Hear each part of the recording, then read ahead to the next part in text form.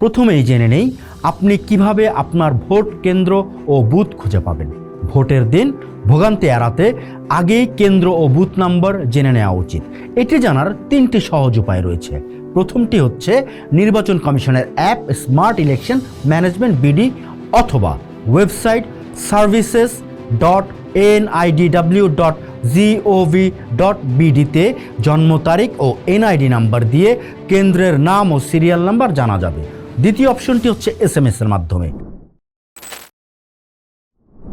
গণ অভ্যুত্থান পরবর্তী নতুন বাংলাদেশে দীর্ঘ অচলায়তন ভেঙে রাত পেরোলেই অনুষ্ঠিত হতে যাচ্ছে বহু প্রতীক্ষিত নির্বাচন। উৎসবমুখর পরিবেশের পাশাপাশি এই সময়ে সচেতনতা অত্যন্ত জরুরি।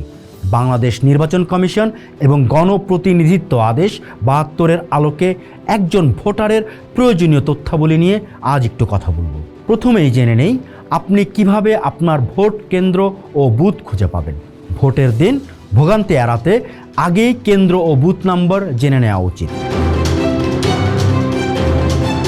এটি জানার তিনটি সহজ উপায় রয়েছে। প্রথমটি হচ্ছে নির্বাচন কমিশনের app smart election management BD অথবা ওয়েবসাইট services.nidw.gov.bd-তে জন্ম তারিখ ও এনআইডি নাম্বার দিয়ে কেন্দ্রের নাম ও সিরিয়াল নাম্বার জানা যাবে। দ্বিতীয় অপশনটি হচ্ছে SMS এর মাধ্যমে। মোবাইলের মেসেজ অপশনে গিয়ে টাইপ করুন PC স্পেস দিন, এনআইডি নাম্বার লিখুন এবং পাঠিয়ে দিন 105 নাম্বারে। ফিরতি SMS-এ কেন্দ্রের তথ্য পাওয়া যাবে। 13 সংখ্যার এনআইডি হলে শুরুতে জন্মসাল যোগ করতে হবে। তৃতীয়ত ভোটার স্লিপের মাধ্যমে।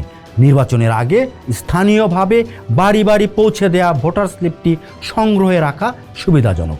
এবার জেনে নেওয়া যাক কেন্দ্রে আপনি ভোটার হিসেবে যা নিতে পারবেন এবং যা আপনার জন্য নিষিদ্ধ।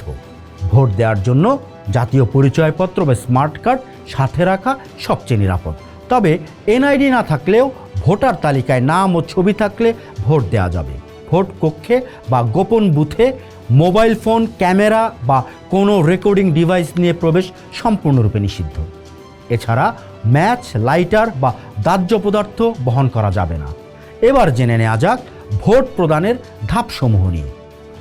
কেন্দ্রে প্রবেশের পর পোলিং অফিসাররা পর্যায়ক্রমে আপনার পরিচয় যাচাই করবেন। প্রথমজন নাম ডাকবেন, দ্বিতীয়জন আঙুলে কালি ও স্বাক্ষর নেবেন এবং তৃতীয়জন ব্যালট পেপার দেবেন বা ইভিএমের অ্যাক্সেস দেবেন। সবশেষে গোপন কক্ষে গিয়ে নির্ভয়ে পছন্দের প্রার্থীকে ভোট দিন। এবার জেনে নেওয়া যাক কি কি পরিবহন চলবে নির্বাচনের দিন। গণভোট ও ত্রয়োদশ জাতীয় সংসদ নির্বাচন উপলক্ষে যান চলাচলে কড়াকড়ি আরোপ করেছে নির্বাচন কমিশন। বুধবার মধ্যরাত থেকে ভোটের দিন বৃহস্পতিবার মধ্যরাত পর্যন্ত সারা দেশে ট্যাক্সিক্যাব, পিকআপ, মাইক্রোবাস ও ট্রাক চলাচল বন্ধ থাকবে। এছাড়া মঙ্গলবার মধ্যরাত থেকে শুক্রবার মধ্যরাত পর্যন্ত মোটরসাইকেল চলাচলে নিষেধাজ্ঞা দেওয়া হয়েছে। তবে আইন শৃঙ্খলা রক্ষাকারী বাহিনী, প্রশাসন, পর্যবেক্ষক এবং জরুরি সেবা যেমন ঔষধ, স্বাস্থ্যসেবা এবং সংবাদপত্র এতে নিয়োজিত যানবাহনের ক্ষেত্রে এই নিয়ম শিথিল থাকবে। ইসির স্টিকারযুক্ত মোটরসাইকেল, বিমানবন্দরগামী যাত্রী, দূরপাল্লার পরিবহন এবং সাংবাদিক ও টেলিযোগাযোগ সেবার গাড়ি অনুমোদন সাপেক্ষে চলতে পারবে। জাতীয় মহাসড়ক ও প্রধান সড়কগুলোতেও এই নিষেধাজ্ঞার আওতামুক্ত।